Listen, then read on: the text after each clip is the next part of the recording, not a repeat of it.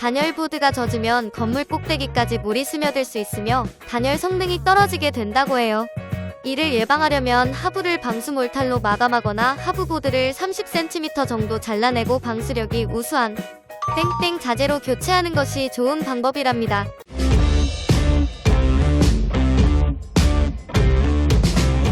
안녕하세요. 웰홈톡의 이 팀장입니다. 오늘은 수원시 권선구에 나와 있는데요. 이 건물은 드라이비트로 시공된 건물이었어요. 오늘은 드라이비트 건물의 보수와 관리 방법에 대해 알려드릴게요. 드라이비트 건물의 관리 꿀팁 2가지도 꼭 확인해보세요. 이 건물은 전면부는 석재로 마감되어 있지만 후면과 양측면은 드라이비트로 시공되어 크랙과 누수 문제가 발생되고 있었는데요. 특히 드라이비트면에 균열과 들뜸 현상이 심했어요. 건물주는 들뜸 부분이 떨어질까 걱정하고 계셨고 크랙으로 인해 누수가 건물 내부로 이어지고 있었어요. 그럼 이 크랙이 발생하는 원인과 보수 방법을 알아볼까요? 먼저 드라이비트가 크랙이 가는 주요 원인은 단열보드가 벽에 제대로 붙지 못하고 들뜸 현상을 일으키기 때문인데요. 그래서 크랙을 보수하기 전에 크랙 주위에 앙카를 박아 단열보드를 벽에 단단히 밀착시켜주는 것이 중요하다고 해요. 그 후 크랙을 메우고 마감을 하면 오랜 기간 동안 크랙이 다시 발생하지 않게 된다고 하네요. 겉으로 보이는 크랙만 메꾸고 도색만 한다면 얼마 지나지 않아 다시 크랙이 생길 수밖에 없다고 해요.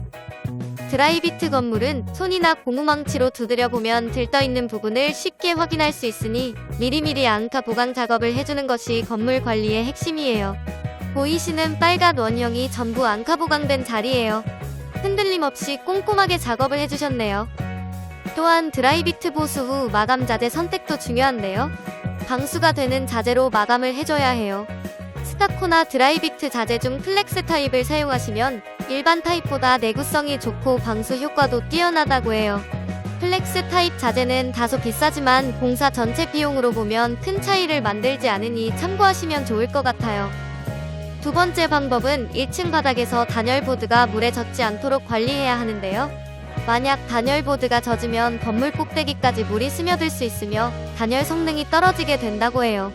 이를 예방하려면 하부를 방수 몰탈로 마감하거나 하부 보드를 30cm 정도 잘라내고 방수력이 우수한 아이소 핑크 자재로 교체하는 것이 좋은 방법이랍니다.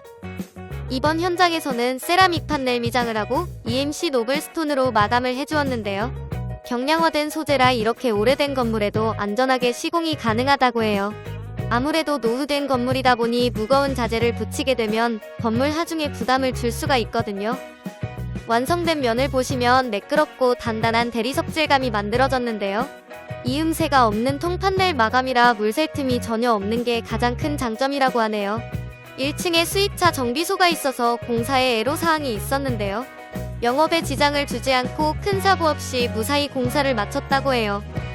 공사 범위는 전면 석재 시공된 면을 제외하고 측면과 후면 3면을 공사했다고 하네요.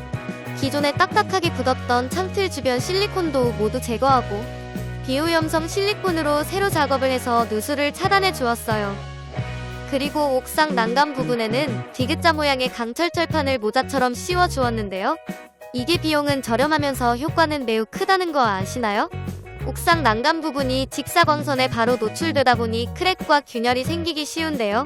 이는 누수로도 직결된다고 해요. 이렇게 모자를 씌워주면 난간을 보호하고 빗물이 건물의 벽으로 흘러내리는 걸 막아주는 효과가 있다고 해요. 완성된 건물 모습을 비교해보면 드라이비트 건물이 고급스러운 대리석 건물로 바뀌었죠. 누수가 심했던 측면도 새 건물처럼 이렇게 바뀌었네요. 이제 누수 걱정 없을 뿐 아니라 고급스러운 외관까지 갖추게 되었는데요. 공사 비용이 궁금하시겠죠? 3층 상가 건물의 3면과 옥상 두겁까지 4,500만원대로 완성이 되었다고 해요. 노후 건물을 리모델링할 때 신경 써야 될 부분이 한두 가지가 아니죠? 오늘은 건물 보수 시 꼭 필요한 정보들을 통해 오래된 드라이비트 건물의 누수와 크랙 문제를 효과적으로 해결할 수 있는 방법을 준비해보았어요. 오늘 소개해드린 관리 방법이 유익하셨다면 좋아요와 구독 부탁드려요. 다음에도 더 좋은 정보로 찾아뵙겠습니다.